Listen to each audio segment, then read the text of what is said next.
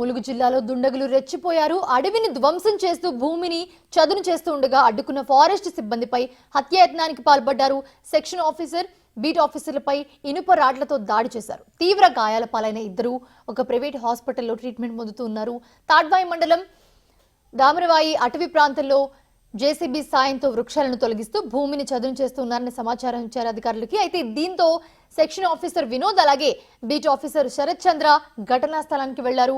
అధికారులను చూసి పారిపోతున్న జేసీబీని పట్టుకుని అటవీశాఖ కార్యాలయానికి తీసుకురావాలని నిర్ణయించారు. తాడ్వాయికి 10 కిలోమీటర్ల దూరంలో ఉండగానే బైక్ పై వచ్చిన జేసీబీ యజమాని సూరజ్ మరో ఇద్దరు వ్యక్తులు విచక్షణారహితంగా అధికారులపై దాడులకు పాల్పడ్డారు. వెంట తెచ్చుకున్న ఇనుప రాడ్లతో అధికారుల తలపై కొట్టి చంపాలని చూడగా చేతులు అడ్డుపెట్టుకుని అధికారులు ప్రాణాలతో బయటపడ్డారు. అయితే తమను చంపాలనే కుట్రతోనే వచ్చారని బాధితులు చెప్తూ ఉన్నారు.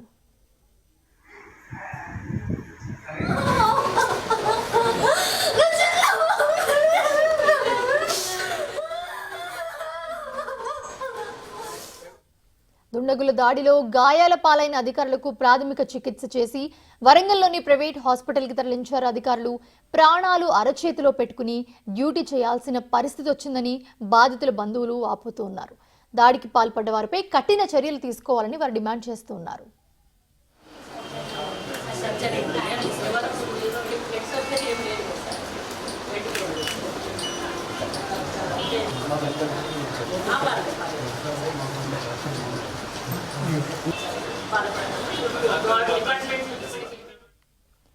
తమ సిబ్బందిపై దాడిని ఫారెస్ట్ అధికారుల సంఘం నేతలు తీవ్రంగా ఖండించారు. అధికారులపై దాడి చేసిన వారిని కఠినంగా శిక్షించాలని కోరుతున్నారు. ప్రకృతిని కాపాడే తమపై స్మగ్లర్లు దాడులకు పాల్పడుతుండటంతో ప్రాణాలు అరచేతులు పెట్టుకుని డ్యూటీలు చేయాల్సి వస్తుందని అధికారులను డిమాండ్ చేస్తూ ఉన్నారు. ప్రభుత్వం స్పందించి ఫారెస్ట్ స్టేషన్లు ఏర్పాటు చేయాలని, సిబ్బందికి తగిన ఆయుధాలు అందిస్తే విధులు నిర్వహించడానికి అవకాశం ఉంటుందని చెప్పుకొస్తున్నారు. అడవి ప్రాంతం లోపల దుండగుల దాడిలో గాయపడ్డ మరొక బీట్ ఆఫీసర్ శరత్ ప్రస్తుతం ఆసుపత్రిలో చికిత్స పోతున్నారు. అసలు ఏం జరిగింది ఆయన అడిగి తెలుసుకుందాం. అసలు ఏం జరిగింది, ఎన్ని గంటలకు మీరు అక్కడికి పోయారు, మీకు సమాచారం ఎట్లా వచ్చింది, అక్కడ ఏం జరుగుతుందనే అంశం? మా సెక్షన్ ఆఫీసర్ గారికి విలేజ్ నుంచి ఇట్లా జరుగుతుందని ఫోన్ వచ్చిందండి. ఒకటి సంతోష్ సార్ నాకు ఎప్పుడైనా ఫోన్ చేసి ఇట్లా ఇన్ఫర్మేషన్ వచ్చింది, మరి అది ఎంతవరకు నిజం ఒకసారి తెలుసుకోమంటే నిజంగా కలుసుకుంటే నిజమని తెలిసింది. వెంటనే సారు ఇక మా ఎఫ్ఆర్ మేడం దాకా మాట్లాడి వచ్చి జీప్ తీసుకొని వెళ్ళడం జరిగింది. మరి అక్కడ వెళ్ళేసరికి 11 గంటలకు ఆ బండి వాళ్ళు తప్పించుకోవడానికి రిటర్న్లో వస్తుంటే మాకు ఊళ్ళో వాళ్ళే కలిశారు. సరే మీరు ఇక అక్కడనే బండి సీజ్ చేసి తీసుకొస్తున్నాం ఆఫీస్కి. తీసుకొస్తుంటే వాళ్ళు ఇక ఈ దారి మధ్యలో ఆ బండి వండిన అతను వాళ్ళ ఫ్రెండ్స్ తీసుకొచ్చి పిలిపించేసి అక్కడ ఇంకొక 2 కిలోమీటర్స్ తాడవేస్తానంగా మనం అటాక్ చేయడం జరిగిందండి. అంటే అట్లా వీటితో కర్రలు పట్టుకొచ్చారా, రాళ్ళు పట్టు, అసలు మీకు గుర్తించలా వాళ్ళు దాడి చేయడానికి వస్తున్నారని చెప్పి తప్పించుకునే ప్రయత్నం చేయలేదా? ఫస్ట్ లేదండి, మామూలుగా అయితే నేను జేసీ లోపల ఉన్నాను, వాళ్ళు ఒక 2 వీలర్ మీద వచ్చారు. అయితే ఇక సడన్గా వచ్చేసి ఇక కుట్టడం స్టార్ట్ చేసిండ్రు. మామూలుగా ఫస్ట్ కొట్టారు, కానీ తర్వాత మేము దిగగానే మరి వాళ్ళకు రాడ్ ఎక్కడ దొరికిందో తెలియదు, కానీ సడన్గా రాడ్ తీసుకొని కొట్టారు. మరి మేబీ ఏమైనా ప్రీప్లాన్గా చేసినట్టున్నారు. కొట్టగానే నేను ఒకసారి స్లోగా పడిపోయినా, ఇక నాకు ఐడియా ఏం లేదు. ఒక 5 మినిట్స్ దాకా నేను లేవలేదు. తర్వాత ఇక మా సార్ని కొడుతూ ఉన్నారు కంటిన్యూస్గా. అట్లా ఎందుకు అసలు పోలీస్ ఫోర్స్ తీసుకోక మీరు ఇల్లు ఒకవేళ ఏమైనా జరుగుంటే ప్రాణాలు పోయేది కదా, ఎందుకు పోలీసులకు సమాచారం ఎందుకు ఇవ్వలేదు? మరి మేము ఏంటంటే వాళ్ళు మాట్లాడతారు కదా, డైరెక్ట్ అటాక్ అంటే ఎవరు చేయరు కదండి. ఫస్ట్ మాట్లాడతారు, ప్రాబ్లం అయ్యేటట్టు ఉంటే మేము ఇన్ఫార్మ్ చేద్దాం అనుకున్నాం. వాళ్ళు సడన్గా మనసులో ఒకటి పెట్టుకొని వచ్చి డైరెక్ట్ చేసేగా మేము గుర్తించలేకపోయినాం. అట్లా మాకు కొంచెం ఇబ్బంది అయ్యింది. ముందే మాకు తెలిసే ఉంటే మా దగ్గర స్టాఫ్ కూడా కొంచెం తక్కువ ఉండేసరికి మేము ఇన్ఫర్మేషన్ ఇవ్వలేకపోయినాం పోలీస్ వాళ్ళకు కూడా. అట్లా వీళ్ళు యాక్చువల్గా మాట్లాడాలి, ఇట్లా ఏంది సార్ అన్నట్టుగా వాళ్ళు అట్లా లేకుండా డైరెక్ట్ అటాక్ చేశారు. అది కొంచెం తప్పు పద్ధతి వాళ్ళది, కరెక్ట్గా లేదు.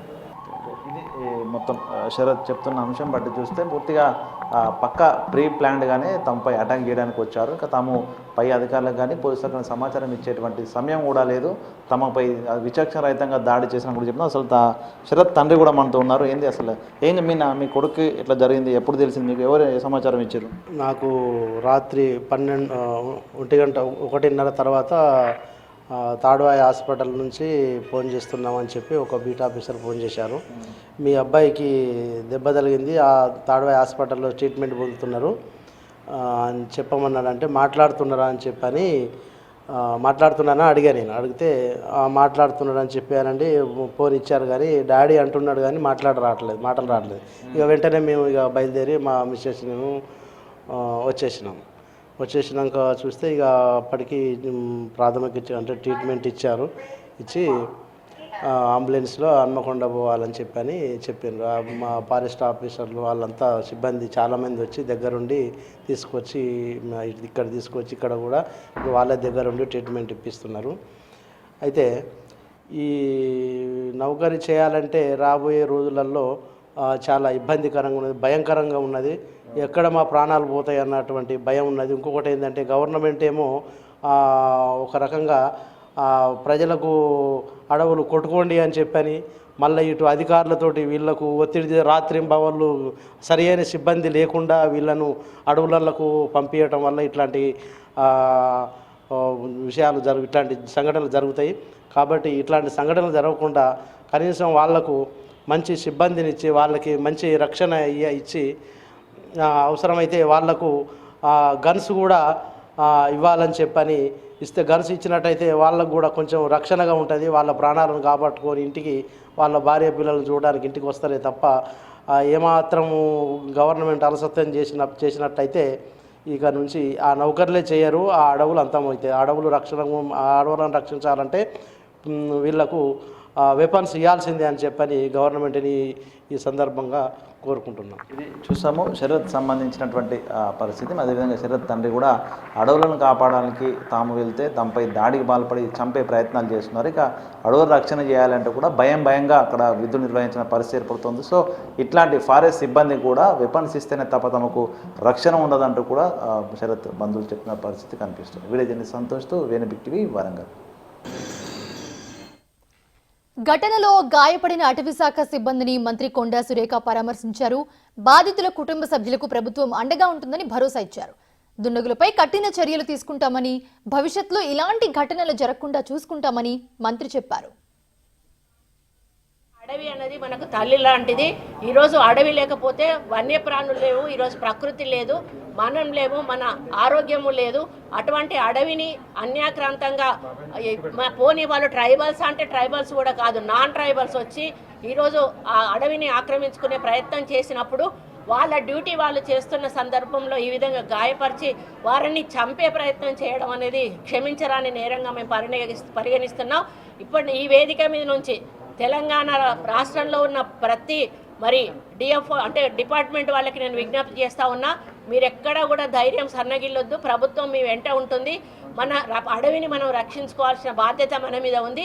ఇటువంటి ఇన్సిడెన్సెస్ అయినప్పుడు కొంత కుటుంబాలు కూడా బాధపడి, ఇప్పుడు అమ్మాయి ఏడుస్తూ ఉంది, చిన్న పిల్లోడున్నాడు, నెలల పిల్లోడున్నాడు. ఒకవేళ పొరపాటున ఆ అబ్బాయి కానీ చనిపోయి ఉంటే అమ్మాయి జీవితం ఏమై ఉండదు, ఒకసారి ఆలోచించండి. కాబట్టి ఇటువంటివి మీరు అన్యాక్రాంతంగా మేము ఎప్పుడు కూడా అడవులు ఆక్రమించుకోవద్దని పదే మేము రిపీటెడ్గా డిఎఫ్ఓల ద్వారా స్థానిక ప్రజలకు ఇన్ఫర్మేషన్ ఇస్తూనే ఉన్నాము. 2022 సంవత్సరంలో రేంజ్ ఆఫీసర్ శ్రీనివాస్ హత్య తర్వాత అటవీశాఖ అధికారులకు సిబ్బందికి వెపన్స్ ఇవ్వాలనే ప్రతిపాదన తెర మీదకొచ్చింది. అటవీ సిబ్బంది రక్షణ కోసం చర్యలు తీసుకుంటామని చెప్పింది. కానీ అవన్నీ అమల్లోకి రాకపోవడంతో ఇంకా అధికారులపై దాడులు కొనసాగుతూనే ఉన్నాయని వారి బంధువులు వాపోతున్నారు. దీనిపై ప్రభుత్వం దృష్టి సారించాలని డిమాండ్ చేస్తున్నారు. జిల్లాలో దుండగుల చేతిలో గాయపడి ఆసుపత్రిలో చికిత్స పొందుతున్నటువంటి ఫారెస్ట్ సెక్షన్ ఆఫీసర్, బీట్ ఆఫీసర్లను అధికారుల సంఘం సంబంధించిన నేతలు అయితే పరామర్శిస్తారు. అసలు వాళ్ళు ఏం చెప్తారు, వాళ్ళ డిమాండ్ ఏంది మాటలు తెలుసుకుందాం. చెప్పండి, అసలు ఏం జరిగింది నిన్న దాడి? అసలు కుట్రపూరితంగా చంపాలని చేశారా? అసలు ఎట్లా జరిగింది? నమస్కారం అండి, నా పేరు నరేందర్, ఏటునగరం వెంకటాపురం డివిజన్ ప్రెసిడెంట్ని. సో ఇది అటవీ శాఖ అంటేనే మేము మరుమూర ప్రాంతాలలో ఎటువంటి మంచి అభయారణ్యంలో జంతువులతో అటు ఇటు చేసే నౌకరీ మాది. సో దీంట్లో మా వాళ్ళు మాకు టైం అంటూ ఇది 24 గంటల డ్యూటీ ఉన్నటువంటి టైం, ఏది ఉన్నా కానీ మేమే రెస్పాన్స్.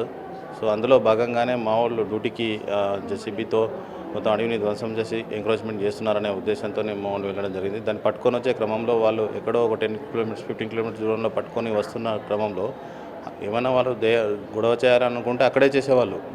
కానీ అక్కడ నుండి ఒక 10 కిలోమీటర్స్ తీసుకొచ్చి నియర్ బై ఆఫీస్ వచ్చిన తర్వాత వాళ్ళు కావాలనే వాళ్ళను మర్డర్ చేయాలనే ఉద్దేశంతో, హత్య చేయాలనే ఉద్దేశంతోనే వాళ్ళు రాడ్లతో మరణాయుధాలతో దాడి చేయడం జరిగింది. వాళ్ళు కొట్టినటువంటి విధానం కూడా మీరు చూసే ఉన్నారు. తలను బేస్ చేసుకొని తలల మీదనే కొట్టినారు. సో ఆ తలల మీద కొట్టి బాగా ఇంజూరీ జరిగింది. దాంట్లో తలల మీద కొట్టే క్రమంలో వాళ్ళు చేయి పెట్టడం వల్ల చేయి కూడా పూర్తి స్థాయిలో ఇంజూరీ అయిపోయింది. టోటల్గా వేళ్ళన్నీ కూడా ఇరిగిపోయినాయి. కాబట్టి మేము మా సంఘం తరఫున మేము డిమాండ్ చేసేది ఏంటంటే ఇటువంటి దాడులు పోయినసారి ఒకసారి భద్రాద్రిలో ఒక రేంజ్ ఆఫీసర్ కూడా చంపడం జరిగింది. ఇప్పుడు మళ్ళీ ఇట్లా అక్కడక్కడ కూడా జరుగుతూనే ఉన్నవి.